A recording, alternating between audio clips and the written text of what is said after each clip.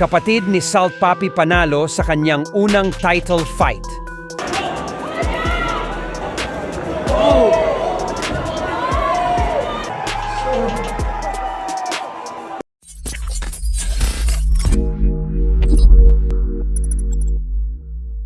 Maraming Filipino boxing fans ang natuwa matapos lumitaw na sa publiko ang nakakabatang kapatid ng Pinoy boxer influencer na si Salt Papi.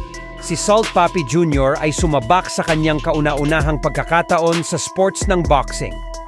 Ito rin ang kanyang unang title fight kontra sa isang TikToker na si CJ at tinalo nito ang kanyang katunggali.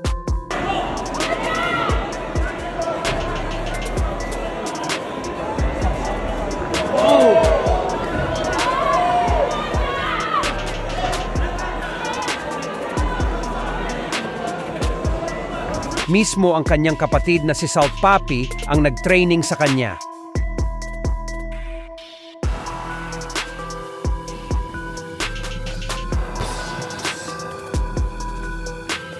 Kaya naman labis ang tuwa ng dalawang magkapatid nang makuha nila ang panalo sa Under 30 KSI na ginanap sa London, England. At dahil po sa panalo ito ni Papi Jr., kaya naman asahan po natin na makikita na natin itong lumaban kasama mismo si Salt Papi sa mga future boxing events.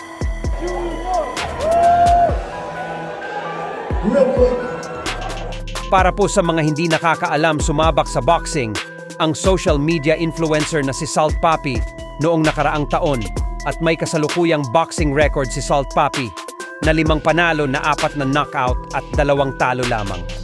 Nakalaban ni Salt Papi ang mga kapwa niya din influencer.